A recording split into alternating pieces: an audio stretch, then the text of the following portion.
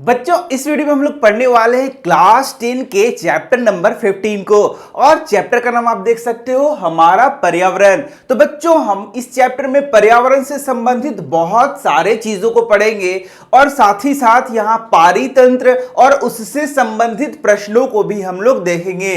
तो बच्चों यहाँ पर देख सकते हो पर्यावरण का क्या अर्थ है, जहां पर हम लोग रह रहे हैं उसी के चारों ओर का जो क्षेत्र है वही क्या बना रहा है, एक पर्यावरण बना रहा है। तुमने जरूर सुना होगा कि हमारा पर्यावरण प्रदूषित हो रहा है। तो जो प्रदूषण हो रहा है वह किसके कारण हो रहा है? मनुष्यों के कारण हो रहा है। मनुष्यों की नाना प्रकार की जो गतिविधियां हैं उसके कारण क्या फैल रहा है बच्चों? प्रदूषण फैल रहा है। और प्रदूषण के कारण हम लोग किसको खराब कर रहे हैं? अपने पर्यावरण को खराब कर रहे हैं, जो कि अल्टीमेटली एक दिन हमारे लिए ही क्या होगा, वह तकलीफ का कारण बनेगा।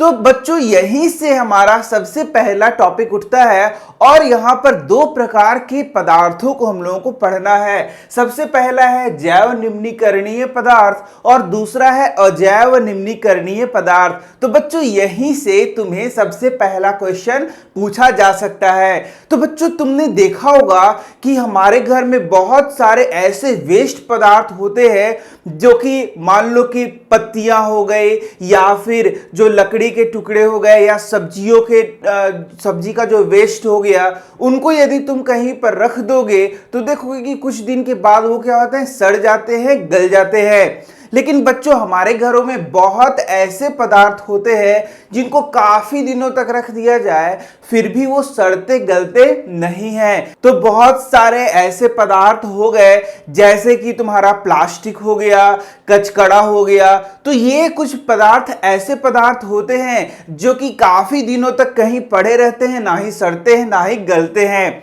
तो इसी आधार पे बच्चों दो प्रकार के पदार्थ हम लोगों को पढ़ना है।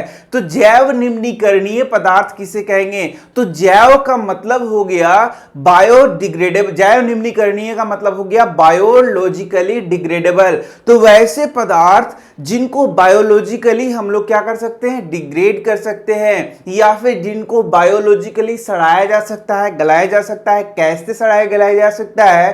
तो माइक्रो ऑर्गेनिज्म या सूक्ष्म जीवों के द्वारा, जैसे बैक्टीरिया हो गया, फंजाई हो गया। ये क्या करते हैं, जो कि जैव निम्नीकरणीय पदार्थ है उन पर ये हमला करते हैं और उनको सड़ाते हैं, गलाते हैं। जैसे तुमने देखा होगा बहुत सारे जानवर जब मरते हैं तो उनका शरीर क्या होता है, सड़ जाता है, गल जाता है और वापस उसके जो न्यूट्रिएंट्स हैं, वापस जो तत्व हैं पूरे इन्वायरमेंट में चले जाते हैं। लेकिन कभी तुमने देखा है कि एक कुर्सी है वह सड़ रहा है, गल रहा है? ऐसा तुमने नहीं देखा होगा। तो बच्चों यहीं से समझ लो कि यहां पर जैव निम्नीकरणीय पदार्थ वैसे पदार्थ होते हैं जिनका अपघटन सूक्ष्म जीवों के द्वारा किया जा सकता है। जैव निम्नीकरणीय पदार्थ वैसे पदार्थ होते हैं जिनका अपघटन सूक्ष्म जीवों के द्वारा किया जा सकता है, जैसे बैक्टीरिया हो गया, साथ ही साथ फंजाई हो गया। ये क्या करते हैं, ये जैविक रूप से उसको अपघटित कर देते हैं। तो ऐसे पदार्थ जिनको अपघटन किया जा सकता है उनको हम लोग क्या बोलते हैं, जैव निम्नीकरणीय पदार्थ। और वैसे पदार्थ जिनका अपघटन नहीं किया जा सकता है इन जीवों के द्वारा, उन्हें हम लोग क्या बोलते हैं, अजैव निम्नीकरणीय पदार्थ। तो बस हो गया अंतर। अब यहां देखोगे जो जैव निम्नीकरणीय पदार्थ हैं उन्हें बहुत सारे उदाहरण है। सब्जी और फलों के छिलके हैं, बासी खाना है, कॉटन है, जूट है, कागज है। ये क्या है, जैव निम्नीकरणीय पदार्थ हैं। इनको देखोगे तुम कि ये क्या हो जाते हैं, सड़ जाते हैं, गल जाते हैं। लेकिन कुछ ऐसे पदार्थ हैं जैसे कि प्लास्टिक हो गया, वे क्या हो गए, अजैव निम्नीकरणीय पदार्थ। तो बच्चों तुम लोग बोलोगे कि अरे वाह कितना अच्छा सा चीज है ये जैव निम्नीकरणीय पदार्थ, क्योंकि जैव निम्नीकरणीय पदार्थ में कुछ तो वेस्ट बचेगा नहीं, कूड़ा कचरा बचेगा नहीं, क्योंकि वो तो सड़ गल के वापस प्रकृति में मिल जाएगा, पर्यावरण में मिल जाएगा। ऐसा बात नहीं है। तुमसे बच्चों यहां पर एक और क्वेश्चन पूछा जाता है कि जो जैव निम्नीकरणीय पदार्थ हैं उसके दो हानि को बताएं। जैव निम्नीकरणीय पदार्थ का क्या हानि होगा, वो सड़ेगा गलेगा तो आपको क्या हानि पहुंचाएगा? तो जब जैव निम्नीकरणीय का पदार्थ का अपघटन होता है, अपघटन का मतलब वो ब्रेक हो रहा है, छोटे छोटे टुकड़ों में बट रहा है और उसके जो तत्व है वापस पर्यावरण में मिल रहे हैं, इसे कि हम लोग अपघटन कर रहे हैं। तो यहाँ पर जो जैव निम्नीकरणीय पदार्थ जैसे कि गोबर का सड़ना, क्या हो गया, गोबर अपघटित हो रहा है, तो वहां पर बहुत ज्यादा बदबू आ सकता है। ये पहला तुम लोग लिख दोगे कि जब जैव निम्नीकरणीय पदार्थ सड़ रहा होता है, जैसे किसी जानवर का शरीर सड़ रहा है, गोबर सड़ रहा है और कुछ भी सड़ रहा है, तो उससे बहुत बदबू फैलता है। ये पहला लिख दोगे। दूसरा, उसमें बहुत सारे सूक्ष्म जीव पनप सकते हैं जिससे कि बहुत सारा बीमारी हो सकता है। अब यदि देखोगे कि अजैव निम्नीकरणीय पदार्थ से क्या हानि है, तो बहुत हानि है। अजैव निम्नीकरणीय पदार्थ विघटित नहीं होते हैं, पहला। दूसरा, ये जो है सो जमा होते रहेंगे और जमा होते होते बहुत ज्यादा स्थान को क्या करेंगे, घेरेंगे। तो ये भी क्या हो गया, अजैव निम्नीकरणीय पदार्थ से हानि हो गया। तो ये बातें तुम लिख सकते हो। इसके बाद बच्चों हम लोग को जो मेन टॉपिक पढ़ना हुआ है इकोसिस्टम या फिर पारितंत्र।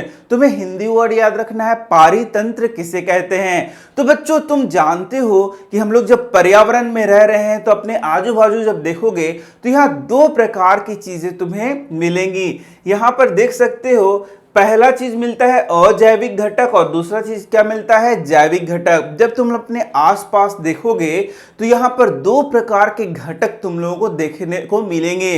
अजैविक घटक में क्या क्या है, तो अजैविक घटक में जितना भी तुम देखोगे, जल है, वायु है, फिर इसके बाद तुम प्रकाश को देख लो, नमी को देख लो, तापमान को देख लो, ये सारे जो घटक होते हैं इनको हम लोग बोलते हैं अजैविक घटक। और साथ ही साथ तुम जैविक घटक भी पृथ्वी पर देख सकते हो। तो जैविक घटक में जो भी जीवित वस्तु है, जो भी जीवित प्राणी हैं, उन्हें हम लोग क्या बोलते हैं, जैविक घटक। तो बच्चों को एक छोटा सा एरिया यदि हम लोग लेते हैं तो उस एरिया में तुम लोग दोनों चीज देख सकते हो, अजैविक घटक भी देख सकते हो और जैविक घटक भी देख सकते हो।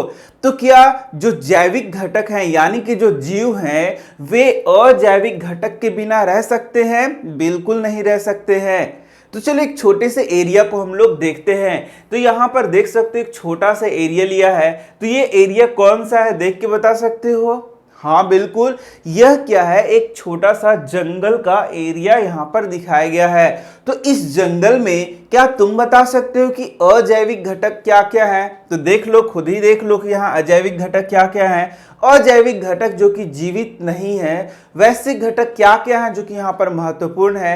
तो सबसे पहला बच्चों मिट्टी आ गया, दूसरा यहाँ पर क्या आ गया, हवा आ गया, पानी आ गया, सूर्य का प्रकाश आ गया। तो ये सारे क्या है यहाँ बताओ, अजैविक घटक हैं। और इन अजैविक घटकों का उपयोग करके यहाँ जैविक घटक निवास करते हैं, ये भी तुम्हें ध्यान देना होगा।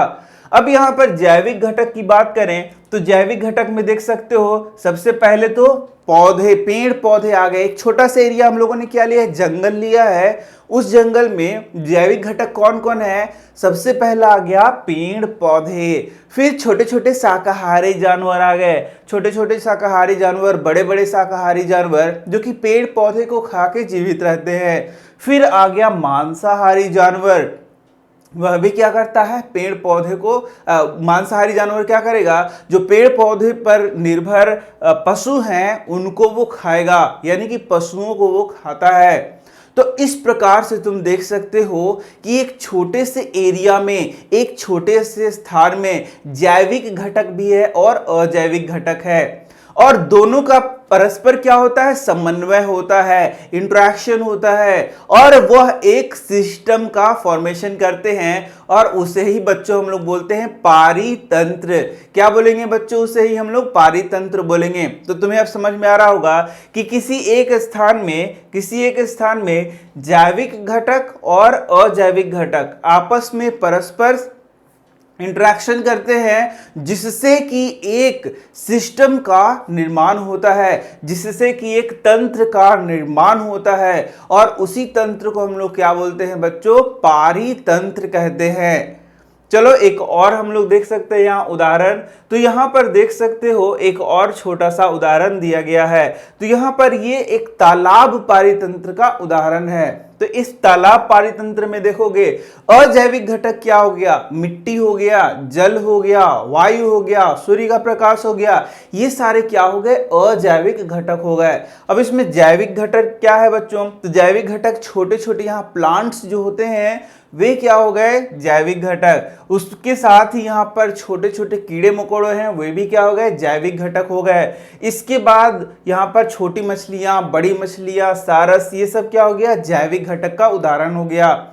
लेकिन एक और जैविक घटक यहाँ छूटता जा रहा है, जिसे हम लोग कहते हैं अपघटक, यानी कि डिकम्पोजर। जैसे कि बैक्टीरिया हो गया, फंजाई हो गया, वह भी यहाँ निवास करता है। और ये सारे जब जीव मर जाते हैं तो वह उसको सड़ाता है, गलाता है और उसके न्यूट्रिएंट्स को, उसके पोषक तत्वों को वहीं पर मिला देता है।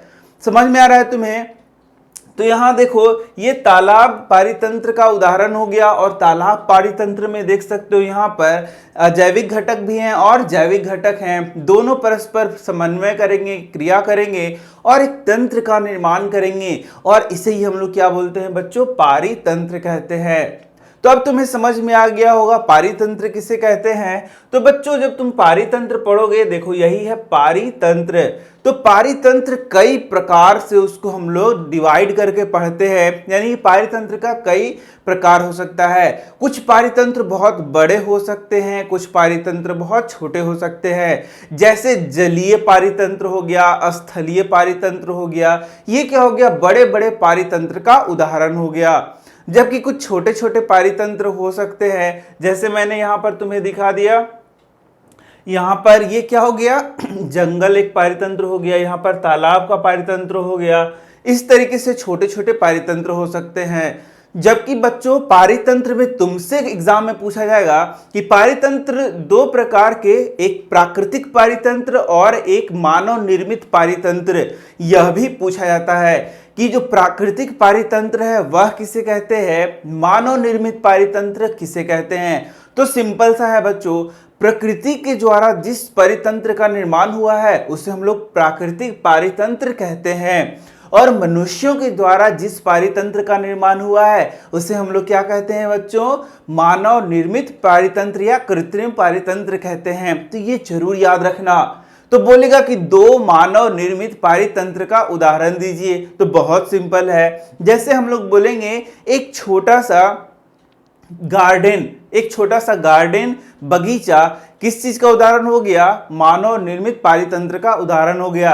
एक एक्वेरियम, एक्वेरियम तुमने देखा होगा जिसमें मछलियां पालते हैं, वह भी क्या हो गया, मानव निर्मित पारितंत्र का निर्माण हो गया। एक छोटा सा क्रॉप का फील्ड, मतलब कि एक छोटा सा फील्ड हो गया जिसमें हम लोग क्रॉप को उगा रहे हैं, मतलब खाद्यान्न को उगा रहे हैं, वह भी किसका उदाहरण हो गया, मानव निर्मित पारितंत्र का उदाहरण हो गया। तो ये सारे उदाहरण तुम वहां पर दे सकते हो। तो चलो अब हम लोग देखते हैं पारितंत्र के घटक। तो पारितंत्र के घटक तो मैंने तुम्हें पहले ही समझा दिया।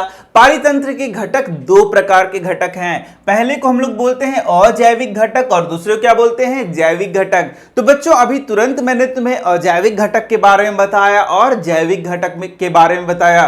तो अजैविक घटक में बहुत सारे चीजों को लिया जा सकता है, तो मैंने जो तुम्हें बताया वही तुम्हें याद रखना है। जैसे कि क्या हो गया, मिट्टी हो गया, प्रकाश हो गया, आर्द्रता हो गया, जल हो गया, ये सारे क्या है, पारितंत्र के अजैविक घटक है, जिनके बिना पारितंत्र का बनना संभव नहीं है। अब हम लोग पढ़ेंगे जैविक घटक। तो जैविक घटक में मैंने बताया जो भी जीवित प्राणी वहां पर हैं उन्हें हम लोग क्या बोलते हैं, जैविक घटक बोलते हैं। तो बच्चों जैविक घटक को भी हम लोग अब तीन भागों में पढ़ते हैं। सबसे पहले को हम लोग कहते हैं उत्पादक, दूसरे को कहते हैं उपभोक्ता और तीसरे को क्या कहते हैं, अपघटक। और इन तीनों के बारे में भी मैंने तुम्हें थोड़ा सा बता दिया। तो अब तुम्हारे दिमाग में एक प्रश्न आ रहा होगा कि उत्पादक किसे कहते हैं। तो बच्चों उत्पादक, किसी भी पारितंत्र में उत्पादक उसे कहते हैं जो कि प्रकाश संश्लेषण के द्वारा भोजन का निर्माण करता है, भोजन का उत्पादन करता है। जैसे कि यहाँ पर जो भी हरे पौधे तुम्हें दिख रहे हैं वे क्या हो गए, उत्पादक हो गए। तो उत्पादक क्या करते हैं, वह डायरेक्ट नेचर से ही इंटरेक्ट करते हैं और भोजन का निर्माण करेंगे। जैसे कि जो पेड़ पौधे हैं, हरे पेड़ पौधे हैं, वे क्या करते हैं, सूर्य के प्रकाश की उपस्थिति में क्या करेंगे, CO2 को ग्रहण करेंगे और प्रकाश संश्लेषण का प्रक्रिया करेंगे। वह मिट्टी से जुड़े होते हैं, मिट्टी से वो खनिज लवणों को प्राप्त करेंगे, जल को प्राप्त करेंगे, तो वे सारे क्या हो गए, उत्पादक हो गए। तो यहां पर देखोगे जो उत्पादक हैं उनकी बहुत बड़ी भूमिका होती है किसी भी पारितंत्र के लिए। यदि किसी पारितंत्र के सारे उत्पादकों को मार दिया जाए तो उस पे जो भी जंतु निर्भर हैं, क्या वे जीवित रह सकते हैं? बिल्कुल नहीं रह सकते हैं। वो भी क्या हो जाएंगे, अल्टीमेटली समाप्त हो जाएंगे, क्योंकि उन्हें भोजन तो मिलेगा ही नहीं, और यदि भोजन मिलेगा नहीं तो वे जीवित कैसे रह सकते हैं। इसके बाद देखोगे उपभोक्ता, तो उपभोक्ता में ही आ गया जंतुओं का बात। तो उपभोक्ता कई प्रकार के हो सकते हैं। कुछ उपभोक्ता शाकाहारी होते हैं जो कि सिर्फ और सिर्फ किस पे निर्भर होते हैं, हरे पेड़ पौधे, उन्हीं को वो खा के जीवित रहते हैं, और इन्हें हम लोग बोलते हैं प्राथमिक उपभोक्ता। तो ये उपभोक्ता की भी कई कैटेगरी है, कई इसका स्तर है। जैसे सबसे पहला क्या हो गया, प्राथमिक उपभोक्ता, जो कि हरे पौधों को ही खाएगा, या फिर बोले कि जो पेड़ पौधे से ही अपना जीवन को निर्वाह करेगा, और उन्हें हम लोग आम भाषा में क्या बोलते हैं, शाकाहारी बोलते हैं। तो प्राथमिक उत्पादक क्या हो, प्राथमिक उपभोक्ता क्या होते हैं, वे होते हैं शाकाहारी। इसके बाद बच्चों आते हैं कुछ ऐसे जानवर जो कि प्राथमिक उपभोक्ता को ही खा जाते हैं। वे छोटे छोटे जानवर क्या होते हैं, मांसाहारी होते हैं, उन्हें हम लोग बोलते हैं द्वितीयक उपभोक्ता। और कुछ ऐसे उपभोक्ता होते हैं जो कि प्राथमिक उपभोक्ता को भी खा जाते हैं, द्वितीयक उपभोक्ता को भी खा जाते हैं, और इन्हें हम लोग बोलते हैं तृतीयक उपभोक्ता, और या फिर शीर्षस्थ उपभोक्ता के नाम से हम लोग जानते हैं। अब यहां पर तुम देखोगे जो लास्ट है वह क्या है, अपघटक। तो अपघटक क्या करता है, यदि वहां प्लांट्स या फिर जो पेड़ पौधे हैं वे वहां पर क्या हो जाते हैं, मर जाते हैं, जीव जंतु वहां पर मर जा रहे हैं, तो उनको ये क्या करता है, सड़ाने का, गलाने का काम करता है, और उसमें से जो पोषक तत्व होते हैं उनको वापस से प्रकृति में क्या कर देता है, मिला देता है, और इन्हें हम लोग क्या बोलते हैं, अपघटक बोलते हैं। तो जो सूक्ष्म जीव हैं वे किस चीज का कार्य करते हैं, अपघटन का कार्य करते हैं। तो तुमको मैंने क्या बताया, तीन चीज बताया जैविक घटक में। पहला क्या हो गया, उत्पादक, दूसरा हो गया उपभोक्ता, और तीसरा क्या हो गया, अपघटक। तो बच्चों ये जो तीनों हैं, उत्पादक हो गया, उपभोक्ता हो गया, अपघटक हो गया, अलग अलग पारितंत्र के लिए ये अलग अलग होते हैं। तो किसी पारितंत्र में उत्पादक अलग हो सकता है, उपभोक्ता अलग हो सकता है, और अपघटक अलग हो सकता है। तो बच्चों अलग अलग पारितंत्र में जो उत्पादक होते हैं, उपभोक्ता होते हैं, वह भी अलग अलग हो सकते हैं। जैसे इसको तीन उदाहरण द्वारा तुम समझ सकते हो। तो यहां पर देख सकते हो तीन पारितंत्र को दिखाया गया है। तो सबसे पहला पारितंत्र देख सकते हो, यह एक घास के मैदान का पारितंत्र है। फिर यहां देख सकते हो एक तालाब पारितंत्र को दिखाया गया है, और यहां पर देख सकते हो एक जंगल के पारितंत्र को दिखाया गया है। तो क्या इन तीनों पारितंत्र में जो उत्पादक हैं वह एक ही है या अलग अलग उत्पादक हैं? तो बिल्कुल, यहाँ उत्पादक अलग है, यहाँ उत्पादक अलग है, और यहाँ भी उत्पादक अलग है, यहाँ उपभोक्ता अलग है, यहाँ उपभोक्ता अलग है, और यहाँ भी उपभोक्ता क्या है, अलग अलग है। जैसे यहाँ उत्पादक देखोगे तो यहाँ पर छोटे छोटे जो घास हैं या छोटे छोटे हर्ब्स हैं वे क्या है, यहाँ पर उत्पादक हैं। यहां देखोगे तालाब में तो छोटे छोटे फाइटोप्लैंक्टन्स यहां पर क्या होते हैं, उत्पादक होते हैं। जबकि यहां जंगल में देखोगे तो छोटे छोटे पेड़ पौधे हैं, वे क्या होते हैं, यहां पर उत्पादक होते हैं। जबकि यहां बड़े बड़े पेड़ भी उत्पादक ही हैं। ऐसा ना समझना कि वे उत्पादक नहीं हैं, क्योंकि वे क्या करते हैं, प्रकाश संश्लेषण के द्वारा भोजन का निर्माण करते हैं। तो देखा तुमने, इन तीनों पारितंत्र में उत्पादक अलग अलग होगा। यदि हम लोग उपभोक्ता की बात करें तो यहां देख सकते हो प्राथमिक उपभोक्ता क्या होगा, छोटा छोटा टिड्डा होगा या फिर चूहा होगा, ये प्राथमिक उपभोक्ता हो गया जो कि शाकाहारी होगा। ये डायरेक्ट क्या करेगा, प्लांट्स पे, पौधों पे निर्भर रहेगा, उसी को ये खाएगा, ये शाकाहारी होगा। इसके ऊपर देख सकते हो ये हो गया द्वितीयक उपभोक्ता, और ये क्या हो गया तृतीयक उपभोक्ता, जिसे हम लोग शीर्षस्थ उपभोक्ता कहेंगे। तो ये क्या कर देगा, इसको भी खा जाएगा और इसको भी खा जाएगा इस तरीके से। और ये किस पर निर्भर रहेगा, इस पर निर्भर रहेगा। तो इस तरीके से तुम्हें बहुत अच्छे से समझना होगा कि प्राथमिक उपभोक्ता ये हो गया, द्वितीयक उपभोक्ता ये हो गया, और तृतीयक उपभोक्ता या शीर्षस्थ उपभोक्ता ये हो गया। ठीक इसी तरीके से यदि हम लोग बात करते हैं एक पॉन्ड इकोसिस्टम की, तालाब पारितंत्र की, तो यहाँ पर उपभोक्ता क्या हो गया, छोटे छोटे जो कीट पतंग जैसे जानवर मतलब जंतु हो गए, वे क्या हो गए, यहाँ जलीय जंतु, वे क्या हो गए यहाँ पर प्राथमिक उपभोक्ता हो गए। छोटी मछलियाँ क्या हो गई, द्वितीयक उपभोक्ता। उसके बाद देखोगे बाज जो है, सारस जो है, यहाँ पर बाज नहीं है, ये क्या है, सारस है, ये क्या हो गया, तृतीयक उपभोक्ता हो गया, या फिर बोलेंगे शीर्षस्थ उपभोक्ता हो गया। ठीक इसी तरीके से यहां देखोगे कि यहां उत्पादक क्या हो गया, पेड़ पौधे उत्पादक हो गए। ये कैसा पारितंत्र है बच्चों, जंगल का पारितंत्र है। यहां उत्पादक कौन हो गया, पेड़ पौधे हो गए। उपभोक्ता में प्राथमिक उपभोक्ता क्या हो गया, खरगोश हो गया, छोटे छोटे खरगोश हो गए, या फिर हिरन हो गया, मतलब शाकाहारी जितने भी जंतु हैं वो क्या हो गया, प्राथमिक यहाँ पर क्या हो गया, उपभोक्ता हो गया। इसके बाद यहाँ पर गीदड़ है, सियार है, वो सब क्या हो गया, द्वितीयक उपभोक्ता हो गया। फिर शेर है, बाघ है, वो क्या हो गया, यहाँ तृतीयक उपभोक्ता हो गया। तो बहुत अच्छे से तुमने ये समझ लिया होगा।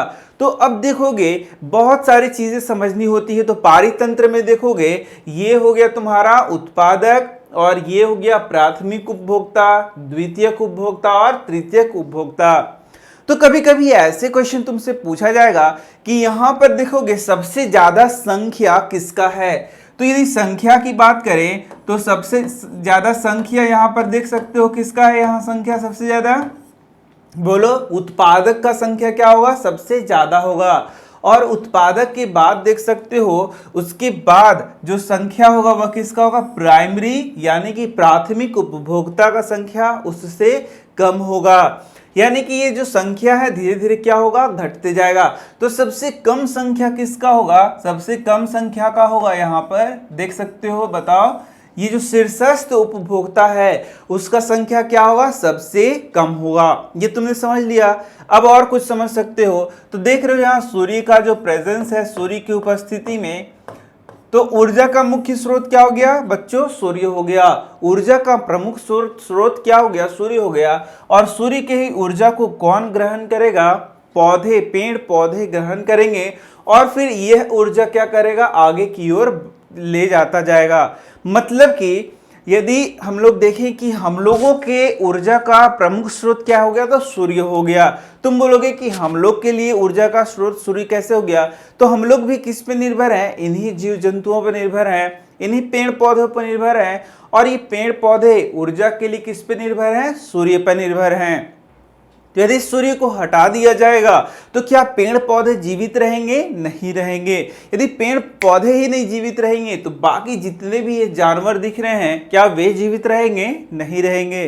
तो किसी भी पारितंत्र के लिए जो ऊर्जा का प्रमुख स्रोत है वह क्या है बच्चों, वह है सूर्य। सूर्य से ही ऊर्जा को ग्रहण किया जाएगा और आगे की ओर ले जाया जाएगा। तो देख सकते हो सूर्य से ऊर्जा को कौन ग्रहण कर रहा है, उत्पादक।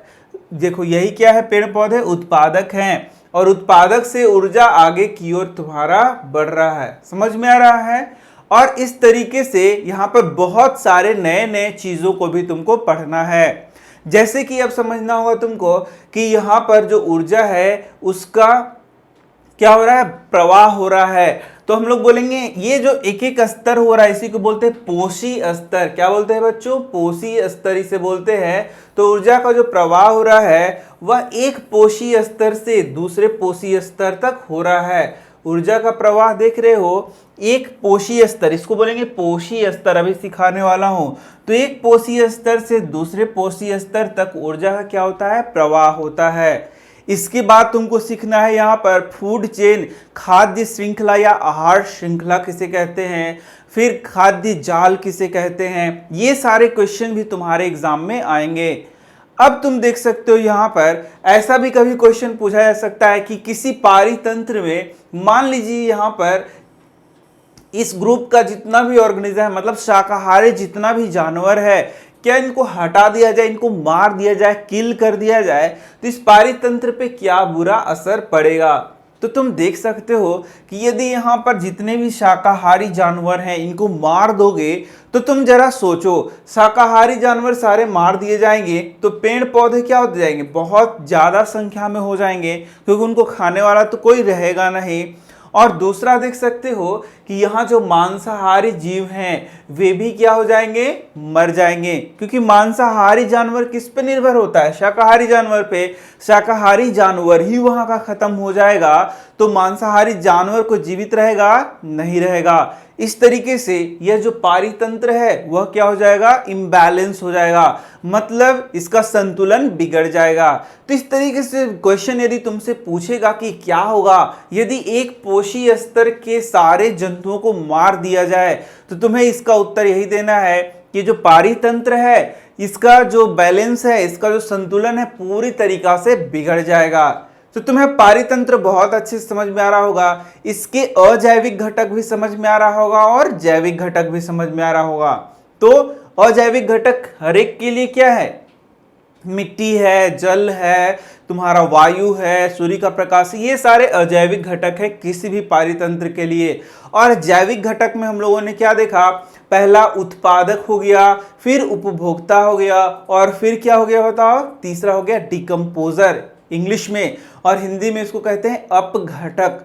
तो यहाँ पर जितने भी जीव दिख रहे हैं तुम्हें, वे जब मर जाएंगे तो उनको कौन सड़ाएगा, गलाएगा और उनके पोषक तत्वों को वापस इस पृथ्वी में मिला देगा, इस इन्वायरमेंट में मिला देगा, इस पर्यावरण में मिला देगा, उसको हम लोग बोलते हैं सूक्ष्म जीव। तो सूक्ष्म जीव इनको सड़ाएंगे, गलाएंगे और इनका जो शरीर है उसको विघटित करके उसके पोषक तत्वों को वापस से इस पर्यावरण में मिला देंगे। उन्हें हम लोग बोलते हैं अपघटक। अपघटक के उदाहरण सूक्ष्म जीव हो गए। तो ये सारी चीजें तुम लोगों को एकदम बहुत अच्छे से समझनी है। तो बच्चों नेक्स्ट टॉपिक बहुत ही इंपॉर्टेंट है और इससे जरूर एग्जाम में क्वेश्चन आता है, और यह है खाद्य श्रृंखला। तो अभी तुम्हें मैंने पारितंत्र, पारिस्थितिकी तंत्र के घटकों को बहुत अच्छे से समझाया है। तो यदि तुम्हें वो समझ में आ गया होगा, वह सीरीज, वो चेन समझ में आ गया होगा, तो ये बहुत आसानी से तुम्हें समझ में आ जाएगा।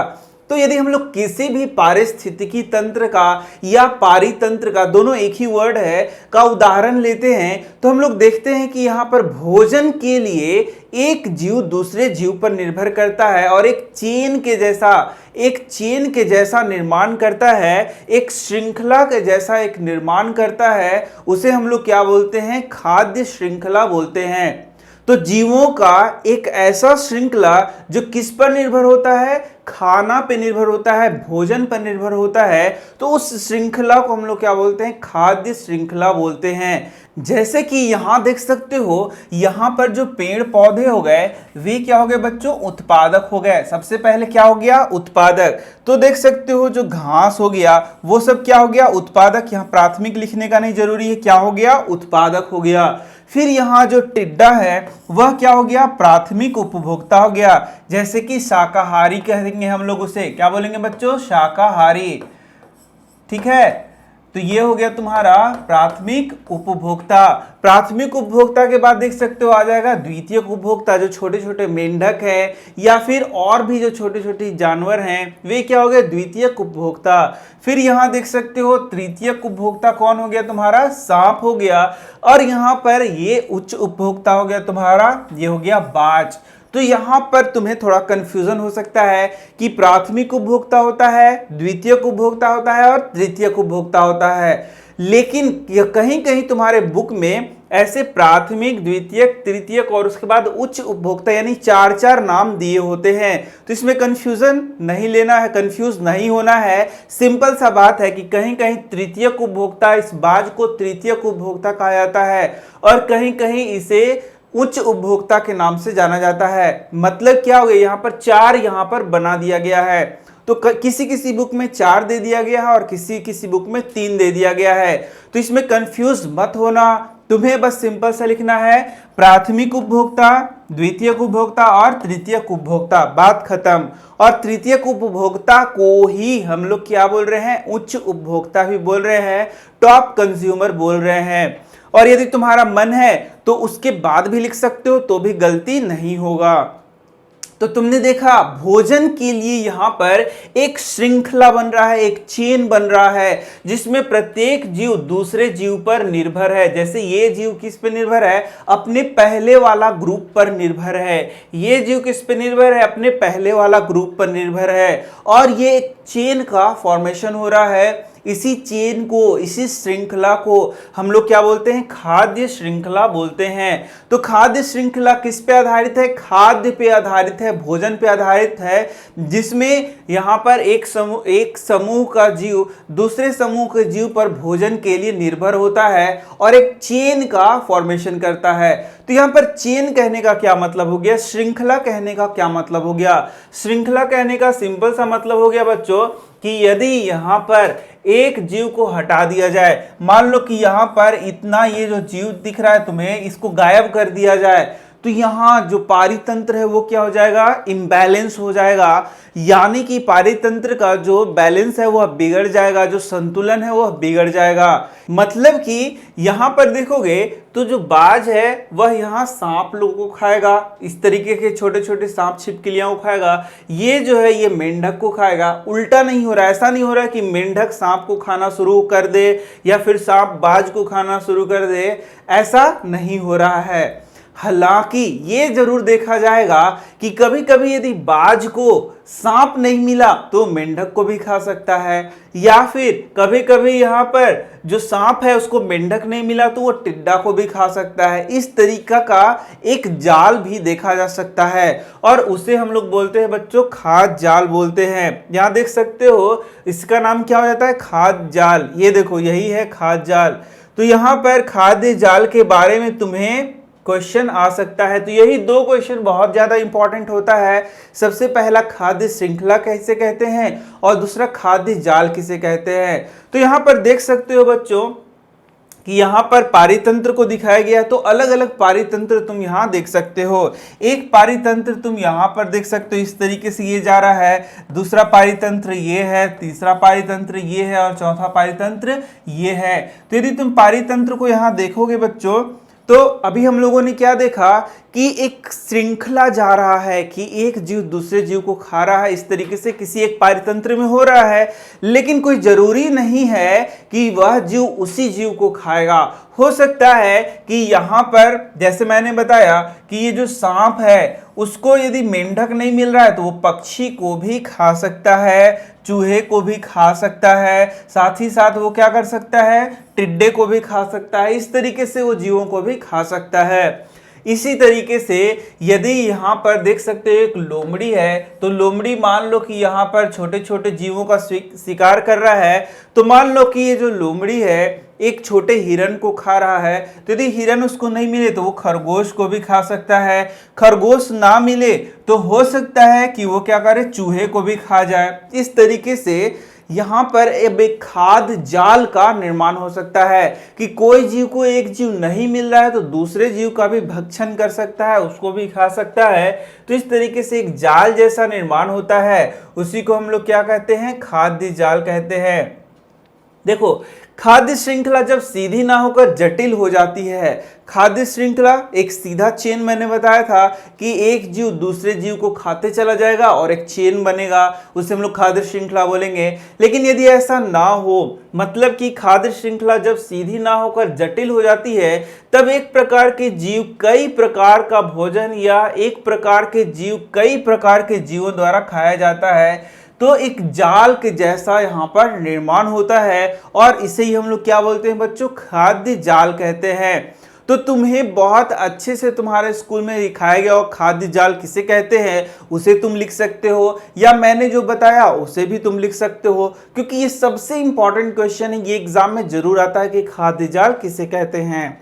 तो तुमने समझ लिया कि खाद्य जाल क्या है, कि जहां पर एक जीव को यदि दूसरा जीव नहीं मिल रहा है तो वो बाकी अलग जीवों को भी वहां पर भोजन कर सकता है, और इसे एक जाल का फॉर्मेशन होगा, उसे हम लोग क्या बोलते हैं, खाद्य जाल बोलते हैं। तो बच्चों चलो अब हम लोग अपने नेक्स्ट टॉपिक को पढ़ते हैं, और ये है पोषी स्तर।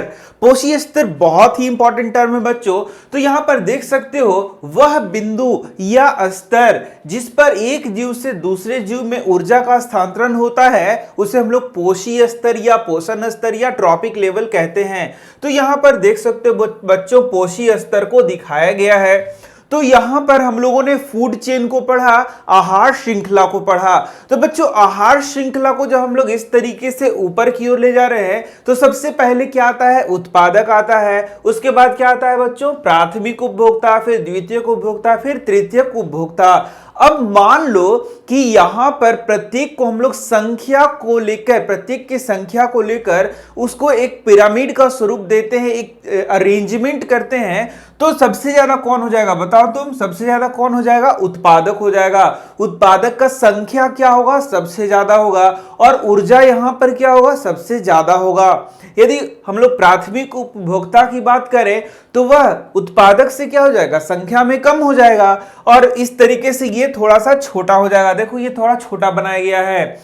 यदि हम लोग द्वितीयक उपभोक्ता की बात करें तो ये थोड़ा और छोटा हो जाएगा, और यदि हम लोग तृतीयक उपभोक्ता या फिर बोलेंगे कि उच्चतम उपभोक्ता की बात करें तो वह सबसे कम संख्या में हो जाएगा। तो इस तरीके से एक अरेंजमेंट करोगे तो ऐसा अरेंजमेंट देखने को मिलेगा, और यही पिरामिड का स्वरूप भी होता है। इस तरीके से देखोगे एक पिरामिड बन रहा है। तो बच्चों यहां पर देखोगे तो यहां पर जो प्रत्येक ये जो स्तर कहला रहा है इसे हम लोग क्या बोलते हैं, पोषी स्तर बोलते हैं। तो ये जो फूड चेन है या फिर बोलेंगे आहार श्रृंखला में प्रत्येक जीवों का एक लेवल होगा। उत्पादक देखोगे सबसे नीचे आ रहा है, फिर क्या आ रहा है, प्राथमिक उपभोक्ता आ रहा है, फिर द्वितीयक उपभोक्ता आ रहा है, तृतीयक उपभोक्ता आ रहा है। तो इस तरीके से एक एक यहां पर स्तर का निर्माण हो रहा है। इसे ही हम लोग क्या बोलते हैं, पोषी स्तर बोलते हैं, या फिर बोलेंगे इसे ही हम लोग ट्रॉपिक लेवल कहेंगे। तो हम लोग समझेंगे ये कि जो सबसे नीचे है वह कौन है, उत्पादक है, और उसके ऊपर क्या है, प्राथमिक उपभोक्ता है। तो तुम क्या बता सकते हो कि प्राथमिक उपभोक्ता सबसे नीचे क्यों नहीं है? बहुत सिंपल सा बात है, क्योंकि प्राथमिक जो उपभोक्ता है वह उत्पादक के ऊपर ही तो आएगा। सबसे पहले तो उत्पादक आएगा। उत्पादक कौन हो गए, पेड़ पौधे हो गए जो कि भोजन का निर्माण करते हैं। तो यहां पर बहुत इंपॉर्टेंट चीज तुम्हें अब समझना है।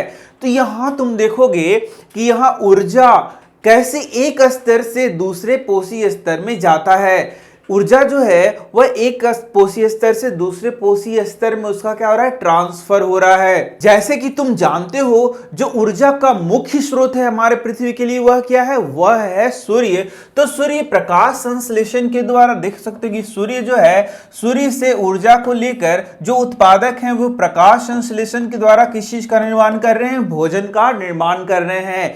अब जो प्राथमिक उपभोक्ता है उसको ऊर्जा कहां से मिल रही है बच्चों, उसको क्या सूर्य से ऊर्जा मिल रही है? नहीं, सूर्य से ऊर्जा नहीं मिल रही है, बल्कि जो प्राथमिक उपभोक्ता है वह उत्पादक से ऊर्जा ले रहा है। बहुत ध्यान से सीखो, जो प्राथमिक उपभोक्ता है वह शाकाहारी है। प्राथमिक उपभोक्ता क्या है बच्चों, शाकाहारी जो जानवर हैं, शाकाहारी जानवर जो हैं उन्हीं को हम लोग प्राथमिक उपभोक्ता कह रहे हैं। तो आखिर अपना जीवन को कैसे चला रहा, ऊर्जा उसे कैसे प्राप्त हो रही है, तो ऊर्जा मुख्य रूप से भोजन से मिल रही है। और वो जो भोजन है वह क्या है, उसका भोजन वह है उत्पादक ही उसका भोजन है, पेड़ पौधे ही उसके भोजन है, घास फूस ही उसका भोजन है। इसका मतलब ऊर्जा जो है प्राथमिक उपभोक्ता को ऊर्जा है वह कहां से मिल रहा है, उत्पादक से मिल रहा है।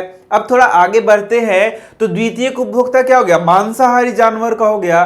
तो जो द्वितीयक उपभोक्ता है उसको भोजन कहां से मिल रहा है, उसको ऊर्जा कहां से मिल रहा है, भोजन से। और भोजन कहां से मिल रहा है, तो प्राथमिक उपभोक्ता से मिल रहा है ना।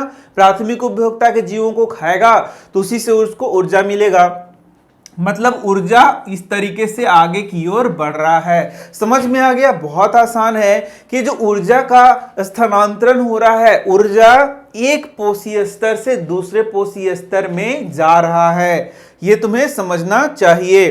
तो ऊर्जा का मुख्य स्रोत क्या हो गया तुम्हारा? सूर्य, और सूर्य से उत्पादक में ऊर्जा आ रहा है, उत्पादक से प्राथमिक उपभोक्ता, फिर द्वितीयक उपभोक्ता, फिर तृतीयक उपभोक्ता में ऊर्जा आगे की ओर जा रहा है। तो बच्चों यहीं पर हम लोगों को एक बहुत ही इंपॉर्टेंट नियम भी पढ़ना है, जिसे हम लोग बोलते हैं 10% का नियम। यह भी आ जाता है कभी कभी तुम्हारे एग्जाम में। तो 10% का नियम या लिंडमैन का नियम भी ये पूछा जाता है।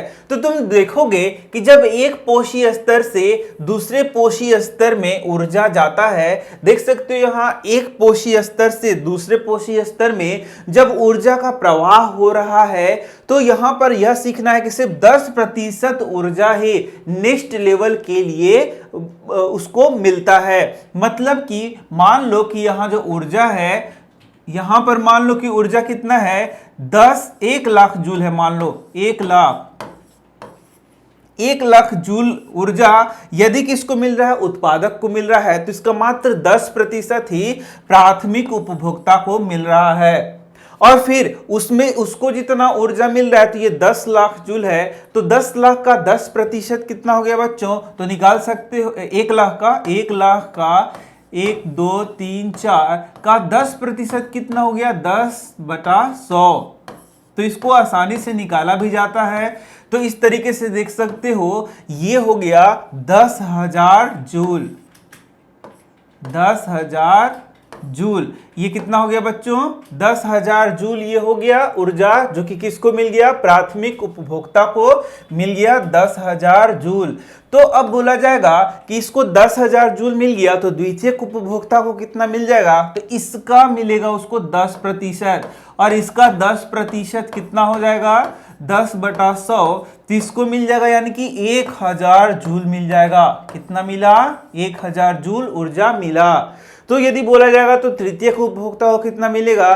तो इसका 10% ही ऊर्जा इसको मिलेगा, यानी कि 100 जूल यहां पर इसको कितना मिल जाएगा? 100 जूल ऊर्जा मिलेगा। तो इस तरीके से कभी भी प्रश्न भी तुमसे पूछ दिया जाता है कि जब ऊर्जा का प्रवाह एक पोषी स्तर से दूसरे पोषी स्तर में होता है, तो दूसरे पोषी स्तर को कितना, मतलब जो नेक्स्ट पोषी स्तर है उसको कितना ऊर्जा मिलता है? तो 10% मिलता है। तो जितना ऊर्जा यहां दिया होगा उसी का 10% आगे तुम करके ले जा सकते हो। तो बाकी ऊर्जा का क्या हो जाता है बच्चों? बाकी ऊर्जा का ह्रास हो जाता है। तो देख सकते हो 10% का नियम लिंडमैन ने दिया, जिसके अनुसार हर अगले पोषी स्तर पर ऊर्जा का क्षय होता चला जाएगा। अगले स्तर पर ऊर्जा का मात्र 10% ही पहुंचता है। शेष ऊर्जा ऊष्मा के रूप में उपभोग कर लिया जाता है, या अन्य चीजों के लिए उपयोग उसको कर लिया जाता है। तो सिर्फ 10% ही आगे की ओर ये जाता है। तो पोषी स्तर से बहुत सारे क्वेश्चंस पूछे जा सकते हैं तुमको। तो सब प्रश्नों को तुमको क्या करना होगा? तैयार रहना होगा उसके आंसर को देने के लिए। तो यहाँ जो पोषी स्तर हम लोगों ने देखा बच्चों, इस पोषी स्तर में हम लोगों ने देखा कि किस तरीके से ऊर्जा जो है सो एक पोषी स्तर से दूसरे पोषी स्तर में जा रहा है। अब कभी कभी पूछ दिया जाता है, जो मैंने पहले भी पढ़ाया है, कि मान लो एक पोषी स्तर के सारे जीवों को मार दिया जाता है, तो इससे क्या होगा? तो ये पहले भी मैंने तुम्हें सिखा दिया है कि यदि एक पोषी स्तर के सारे जीवों को मार दिया जाए, कोई भी पोषी स्तर के जीव को, सारे जीवों को मार दिया जाए, तो यहां पर जो पारितंत्र है वह क्या हो जाएगा? बहुत अव्यवस्थित हो जाएगा, अनबैलेंस्ड हो जाएगा। यानी कि वहां पर जीवों में आपसी तालमेल बहुत गड़बड़ हो जाएगा। जैसे तुम सिंपल सा देख सकते हो, यहाँ प्राथमिक उपभोक्ता, सारे प्राथमिक उपभोक्ता शाकाहारी जीवों को यदि मार दिया जाएगा, तो देखोगे कि जितने उत्पादक हैं उनका संख्या क्या होता जाएगा? बढ़ते जाएगा। मतलब पेड़ पौधे, घास फूस, उनका संख्या बढ़ेगा, क्योंकि उनको खाने वाला तो कोई है नहीं। इसका मतलब उत्पादक का संख्या बहुत ज्यादा बढ़ते चला जाएगा। लेकिन शाकाहारी जब जंतु मर जाएंगे, तो ये जो मांसाहारी जंतु हैं, ये भी जो उस पर निर्भर है, वो तो एकदम मर जाएंगे। तृतीय उत्पादक ये भी मर जाएगा। इसका मतलब ये पूरे जंतु क्या हो जाएगा? सफाया हो जाएगा। इस तरीके से क्वेश्चन भी बनाकर तुम्हें देता है, तो इसके उत्तर को भी तुम यहाँ पर लिख सकते हो। तो यहाँ देख सकते हो एक पारितंत्र में किस तरीके से ऊर्जा का प्रवाह हो रहा है। तो यदि कभी क्वेश्चन तुमसे पूछे कि एक पारितंत्र में ऊर्जा के प्रवाह के लिए आप एक चित्र को खींचे, आरेख को खींचे, तो ऐसे तुम यहां लिख सकते हो। देखो सबसे पहला सूर्य का प्रकाश हो गया। यह भी क्वेश्चन पूछा जाए कि हमारे पृथ्वी के लिए जो ऊर्जा का मुख्य स्रोत है वह क्या है, तो तुम्हें लिखना है वहां पर सूर्य लिखना है। तो ये देख सकते हो सूर्य का प्रकाश है। सूर्य के प्रकाश से ऊर्जा जब आगे बढ़ेगा तो सबसे पहले कहां जाएगा, उत्पादक में, उत्पादक से शाकाहारी, शाकाहारी से मांसाहारी, मांसाहारी से शीर्ष मांसाहारी तक ये ऊर्जा का क्या होता है, प्रवाह होता है। तो ये चीज तुम्हें अब याद रखना है। अब इसी से एक और भी बहुत इंपॉर्टेंट चीज तुम्हें याद करना है, और उसे हम लोग क्या बोलते हैं बच्चों, उसे हम लोग बोलते हैं जैविक आवर्धन। यह भी बहुत इंपॉर्टेंट क्वेश्चन है, यह भी बहुत बार पूछा जाता है। बायोमैग्निफिकेशन इसको हम लोग कहते हैं इंग्लिश में। तो जैविक आवर्धन क्या होता है, तो यहां पर जैविक आवर्धन को समझने के लिए तुम्हें फिर से यहां पर एक बार पोषी स्तर को समझना होगा। तो जरा सा समझो तुम, बहुत ही आसान है। तो यहां पर अब हम लोग ऊर्जा का बात नहीं कर रहे हैं, ऊर्जा का बात नहीं कर रहे हैं। ऊर्जा के अलावा अब हम लोग बात करेंगे यहां भोजन के रूप में बहुत सारे ऐसे पदार्थों का, हानिकारक पदार्थों का, जो कि जीवों में चले जाते हैं। जैसे देखो बहुत अच्छे से मैं समझा रहा हूं, तुम्हें समझ में आ जाएगा। तो यहां पर मान लो तुम कि यहाँ पर बहुत सारा घास वगैरह लगा हुआ है, बहुत सारा छोटे छोटे पौधे यहाँ पर लगे हुए हैं। इस तरीके से हजारों हजार यहाँ छोटे छोटे पौधे लगे हुए हैं। और इस एरिया में मान लो कि कुछ जैविक रसायन, जैसे कि मान लो कि कुछ कैडमियम वगैरह, कुछ हानिकारक जो केमिकल है वो इस एरिया में मौजूद है, पानी में वो मौजूद है, और उस पानी को ही ये पौधे क्या करते हैं, ग्रहण करते हैं। तो जरा सोचो, जो कैडमियम है बहुत हानिकारक पदार्थ हो गया, बहुत हानिकारक केमिकल हो गया। तो इस पानी में मान लो कि यहाँ पर कैडमियम मिला हुआ है, या और भी जैविक रसायन जो कि बहुत हार्मफुल हैं, खतरनाक हैं, वो यहाँ पर पानी में मिले हुए हैं, मिट्टी में मिले हुए हैं। तो बताओ कि वो कहाँ आ जाएगा, वो प्लांट्स में आ जाएगा। यदि ये प्लांट्स उसको एब्जॉर्व करता है तो इन प्लांट्स में वह रसायन आ जाएगा। समझ में आ रहा है? इसका मतलब वह जो हानिकारक पदार्थ है कहां आ गया, प्लांट्स में आ गया। अब मान लो कि वहां पर इस प्लांट को कौन खाएगा, टिड्डा मान लो कि खाता है, छोटे छोटे यहां पर टिड्डा है, तो ये टिड्डा इस प्लांट को खाता है, बहुत सारे प्लांट्स को खाएगा। तो अब ये जो केमिकल था, कैडमियम नामक केमिकल, हानिकारक केमिकल, वो कहां पहुंच गया, टिड्डा में पहुंच गया। अब मान लो कि टिड्डा को यहां पर सांप खाता है, ठीक है, तो यहां पर वह जो हानिकारक केमिकल है वह किस में पहुंच गया, वह सांप में पहुंच गया। अब मान लो कि यहां जो एक बाज है वह इस सांप को खा जा रहा है, यहां पर एक बहुत बड़ा बाज है, वह क्या कर रहा है, इस सांप को खा रहा है। तो जो कैडमियम नामक रसायन था वह अब कहां पहुंच गया, इस बाज में पहुंच गया।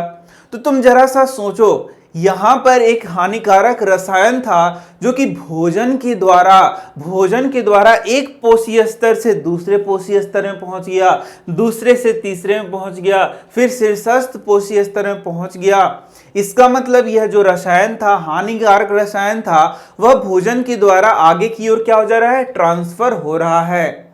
अब यदि तुमसे पूछा जाए कि यह जो कैडमियम नामक हानिकारक पदार्थ है या अन्य डीडीटी नामक हानिकारक पदार्थ है, वह सबसे ज्यादा किस पोषी स्तर में जमा हो गया, तो इसको हम लोग क्या बोलेंगे बच्चों, कि यहां पर सबसे कम जो सबसे पहला पोषी स्तर है, इसमें जो ये जो हानिकारक रसायन है वह कम होता है। लेकिन जैसे जैसे हम लोग आगे की पोषी स्तर में बढ़ते जाते हैं, यह जो हानिकारक पदार्थ है इसका जमाव होते जाता है, एक्यूमुलेशन होते जाता है, संचय होते जाता है। इसका मतलब सबसे ज्यादा ये हानिकारक पदार्थ कहाँ पाया जाता है, तो उच्चतम पोषी स्तर में पाया जाता है। यानी कि उच्चतम पोषी स्तर में ये जो हानिकारक पदार्थ है इसका धीरे धीरे क्या होते जाता है, संचय होते जाता है।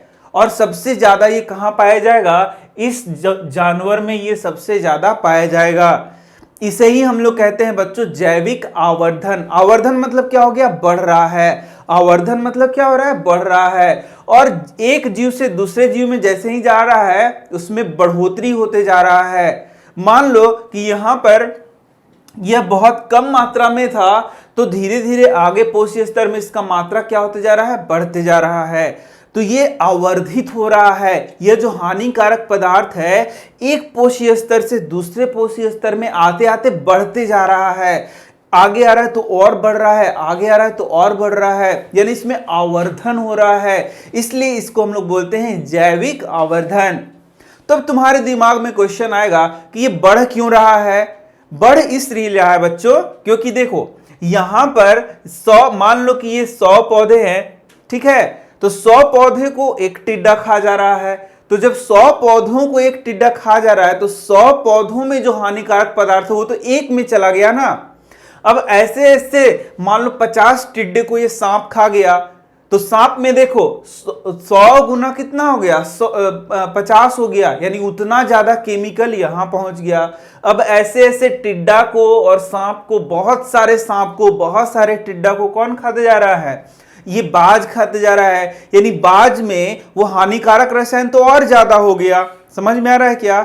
जैसे जैसे यहां ऊपर जाते जाएंगे ये हानिकारक पदार्थ क्या होता जाएगा, अपना अपना उसका लेवल क्या होता जाएगा, बढ़ते चला जाएगा। और इसे ही हम लोग क्या बोलते हैं बच्चों, जैविक आवर्धन बोलते हैं। तो मुझे उम्मीद है कि तुम्हें समझ में आ गया होगा। नहीं समझ में आया है तो एक बार फिर से तुम उसे रिवाइज करके देखो कि जैसे जैसे ऊपर पोषी स्तर में जाते जाएंगे वैसे वैसे इन हानिकारक पदार्थों का जो मात्रा है वो बढ़ते जाएगा। क्योंकि जो ऊपर लेवल का है वो तो बहुत सारे जीवों को खा रहा है, बहुत सारे जीवों को खा रहा है। तो जितने सारे जीव को खा रहा है सब में कुछ ना कुछ तो मात्रा है वो हानिकारक केमिकल का। तो 50 को खाया तो 50 का केमिकल सिर्फ एक में पहुंच गया, ठीक है। 100 को खाया तो 100 जो जीव है उनका केमिकल कहां पहुंच गया, सिर्फ एक में पहुंच गया, यानी कि उसके शरीर में तो संख्या बढ़ गया। सिंपल सा लॉजिक है, समझ में आ रहा होगा। तो इस तरीके से इसे हम लोग क्या बोलते हैं, जैविक आवर्धन। खाद्य श्रृंखला में एक अवस्था से दूसरी अवस्था में जाते हुए किसी रासायनिक पदार्थ या तत्व की सांद्रता में वृद्धि कोई हम लोग क्या बोलते हैं, जैविक आवर्धन बोलते हैं। तो खाद्य श्रृंखला में एक पोषी स्तर से दूसरे पोषी स्तर जब हम लोग ऊपर जाते हैं तो कोई जो खास रसायन है, हानिकारक रसायन, उसका मात्रा बढ़ते जा रहा है, उसे ही हम लोग क्या बोलते हैं, जैविक, बोलो, जैविक आवर्धन बोलते हैं। तो यहां तक तुम्हें सारा चीज एकदम बहुत अच्छे से समझ में आया होगा, क्योंकि ये सारे क्वेश्चन आंसर बहुत इंपॉर्टेंट है तुम्हारे लिए, इसलिए इसे बहुत अच्छे से तुम याद कर लो। अब बच्चों हम लोग देखेंगे ओजोन लेयर के बारे में। बहुत ही इंपॉर्टेंट है ओजोन लेयर तुम्हारे लिए, क्योंकि इससे भी क्वेश्चन तुम्हें आता है एग्जाम में। तो देख सकते हो हमारा जो पृथ्वी है, यहां देख सकते हो हमारे पृथ्वी के चारों ओर बहुत सारे अलग अलग परतें पाई जाती हैं। उसी में यहां पर एक परत है, देख सकते हो, इसे हम लोग क्या बोलते हैं, स्ट्रेटोस्फेयर, और उसी में पाया जाता है ओजोन लेयर। तो यहां देख सकते हो यही है ओजोन लेयर, यह है हमारा पृथ्वी, देख सकते हो। इस पृथ्वी के चारों ओर एक क्या है, ओजोन गैस का लेयर पाया जाता है, जिसे हम लोग क्या बोलते हैं, ओजोन लेयर के नाम से जानते हैं। तो इसके बारे में बहुत सारी चीजें समझना तुम्हें पड़ेगा। तो सबसे पहले ओजोन के बारे में जानते कि ओजोन होता क्या है। बच्चों ओजोन होता है, जैसे ऑक्सीजन तुम जानते हो, ऑक्सीजन होता है बच्चों O2, इसे हम लोग क्या बोलते हैं, ऑक्सीजन। ये हो गया ऑक्सीजन, जो कि हमारे लिए बहुत ही महत्वपूर्ण है। यानी कि ऑक्सीजन का जब 2 मॉलिक्यूल होता है, यहाँ पर कितना होता है, 2 परमाणु से मिलकर बना होता है, ये हमारे लिए बहुत ही उपयोगी है। इसको सांस के रूप में हम लोग लेते हैं और हमारे शरीर में जो श्वसन का प्रक्रिया है वह पूर्ण होता है और हमारे शरीर को क्या मिलता है, ऊर्जा मिलता है। तो ये हो गया तुम्हारा ऑक्सीजन। अब बच्चों यहाँ पर ऑक्सीजन में ही एक और O इस तरीके से जुड़ेगा तो ये बन जाता है O3, जिसको हम लोग क्या बोलते हैं बच्चों, ओजोन। तो ओजोन क्या हो गया, जब ऑक्सीजन के 3 परमाणु मिलेंगे तो ये बनता है O3 और इसी को बोलते हैं ओजोन। अब देखो ध्यान से, तो जो हमारा पृथ्वी है इसके आजू बाजू यहाँ पर ओजोन नहीं पाया जाता है, और ओजोन जो है वो बहुत एक जहरीला गैस होता है हमारे लिए। यह पृथ्वी के इधर आजू बाजू यहाँ पर नहीं पाया जाएगा। तो सबसे पहला क्वेश्चन पूछा जाए कि ये पाया कहाँ जाता है, तो ये स्ट्रेटोस्फेयर में पाया जाता है। ओजोन कहाँ पाया जाता है, वायुमंडल के स्ट्रेटोस्फेयर रीजन में पाया जाता है। और ये क्या करता है, ये हमारी रक्षा करता है सूर्य के पराबैंगनी किरणों से। तो वो भी मैं पढ़ा रहा हूं, एक एक करके पढ़ते हैं। तो ओजोन के बारे में तुमने समझ लिया, ओजोन क्या होता है, O3 होता है। और ये बनता कैसे है वो अभी मैं तुम्हें पढ़ा रहा हूं। अभी सबसे पहला मैंने तुम्हें बताया कि ओजोन जो होता है हमारे लिए बहुत जहरीला होता है, लेकिन ये पृथ्वी के आजू बाजू, जैसे यहाँ ऑक्सीजन मौजूद है यहाँ ओजोन मौजूद नहीं है। ये कहाँ पाया जाता है, तो स्ट्रेटोस्फीयर में पाया जाता है ओजोन। देख सकते हो यहाँ पर ये पृथ्वी का स्ट्रेटोस्फीयर है और यहीं पर ओजोन लेयर पाया जाता है। तो बड़ा सिंपल सा यहाँ देख सकते हो कितना सिंपल बनाया गया है तुमको समझाने के लिए। ये देखो, ये हमारा पृथ्वी हो गया, इसके चारों ओर ओजोन लेयर है। तो ओजोन लेयर जरा देखो तुम, तो ये O3 हो गया, O इस तरीके से ओजोन को दिखाया गया है। देखो यहाँ पर ये ओजोन है पूरा, देख लो ये 3 गोल गोल दिख रहा है, ये 1 2 एंड 3, यही है O3। ये क्या है बच्चों, O3 ओजोन। तो अब चलो एक एक क्वेश्चन को हम लोग को देखना होगा ओजोन के बारे में। तो सबसे पहला क्वेश्चन तुम्हें देखना होगा, तो सबसे पहला क्वेश्चन ये है कि ओजोन लेयर आखिर क्या कर रहा है, ओजोन लेयर क्या कर रहा है, कैसे हमारी पृथ्वी की रक्षा कर रहा है। तो यहां देखो बच्चों, ये है सूर्य। तो सूर्य से बहुत प्रकार की किरणें पृथ्वी तक आ रही हैं। सूर्य से बहुत प्रकार की विकिरण कहां तक आ रहे हैं, विकिरण या फिर रेडिएशन हमारे पृथ्वी तक आ रहे हैं। उसी में एक रेडिएशन को हम लोग कहते हैं अल्ट्रा वायलेट रेडिएशन, और इसको हिंदी में हम लोग कहते हैं पराबैंगनी किरण। क्या बोलते हैं बच्चों, पराबैंगनी किरण। तो ये जो पराबैंगनी किरण है यह भी पृथ्वी तक आ जाएगा, यह भी पृथ्वी तक आ जाएगा। तो यदि ये पृथ्वी तक आता है तो हमारे लिए बहुत हानिकारक होता है। और इसी पराबैंगनी किरण से ओजोन हमारा क्या करता है, सुरक्षा करता है। देखा कितना सिंपल सा था। ओजोन लेयर आखिर कैसे हमारी पृथ्वी की रक्षा कर रहा है, तो यह सूर्य से आ रहे पराबैंगनी किरणों को रोक रहा है। सूर्य से आ रहे, पृथ्वी पर आ रहे पराबैंगनी किरणों को क्या कर रहा है, रोक रहा है। यही इसका कार्य है ओजोन लेयर का। तो अब नेक्स्ट क्वेश्चन आएगा, तो भाई ये रोक रहा है तो आखिर इस पराबैंगनी किरणें से हमें हानि क्या है, क्यों रोक रहा है भला, हमें क्या परेशानी है इस पराबैंगनी किरणों से। तो इसके उत्तर में लिख सकते हो कि जो सूर्य की पराबैंगनी किरणें हमारे पृथ्वी तक आएंगी तो यहाँ के जीव जंतु प्लांट्स के लिए बहुत हानिकारक होगा। जैसे कि यहाँ जो जीव जंतु हैं उनमें कई प्रकार के रोग ये कारक हो सकता है। जैसे मनुष्यों में ये कैंसर तक कर सकता है, कैटरेक्ट यानी कि मोतियाबिंद नामक बीमारी को ये क्या कर सकता है, ये काउज कर सकता है। ठीक इसी तरीके से प्लांट्स में भी बहुत सारे रोगों को ये अल्ट्रा वायलेट रेडिएशन यानी कि पराबैंगनी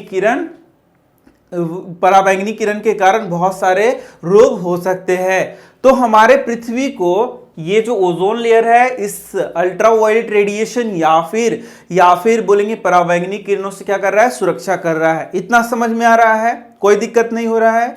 चलो तो अब हम लोग आगे बढ़ते हैं कि क्वेश्चन आंसर वाइज करेंगे तो तुम्हें समझ में आ जाएगा। अब यहां पर देखोगे तो तुम्हें अब नेक्स्ट क्वेश्चन ये समझना है कि आखिर ये ओजोन कैसे बनता है। तो ओजोन कैसे बनता है ये देख लो, ओजोन कैसे बनता है ये मैं बता दे रहा हूं। तो ओजोन मैंने बता दिया था तुम्हें कि जब ऑक्सीजन O2 से O मिलेगा, एक सिंगल O मिलेगा तो ओजोन का फॉर्मेशन हो रहा है। तो यहां पर बहुत आसानी से अब समझो इस बात को, ज्यादा टेंशन मत लेना नहीं तो हो सकता है तुम कंफ्यूज हो जाओगे।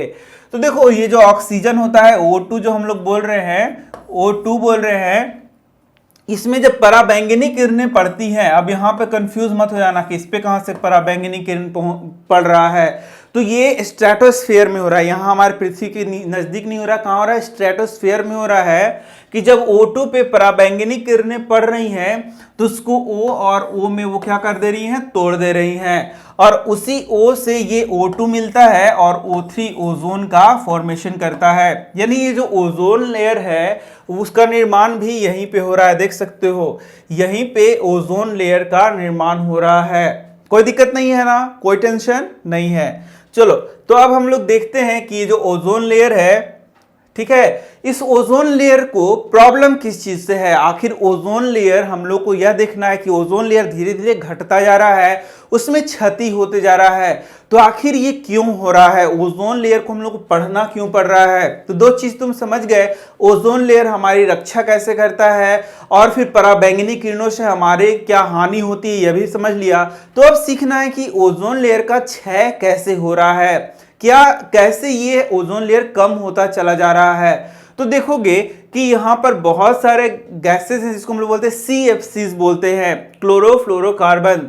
तो उनके चलते ओजोन लेयर का क्या हो रहा है, कमी होते जा रहा है, क्षय होते जा रहा है। तो ये कैसे कमी होते जा रहा है, तो देखोगे कि यहां पर CFC में जो क्लोरीन होता है, ये देखो यही जो दिख रहा है तुमको क्लोरीन, वह ओजोन से क्या करता है, रिएक्शन कर रहा है और रिएक्शन करके इसको ऑक्सीजन में तोड़ता चला जा रहा है। ओजोन को किस चीज में तोड़ रहा है, ऑक्सीजन में तोड़ रहा है, O2 में तोड़ते जा रहा है।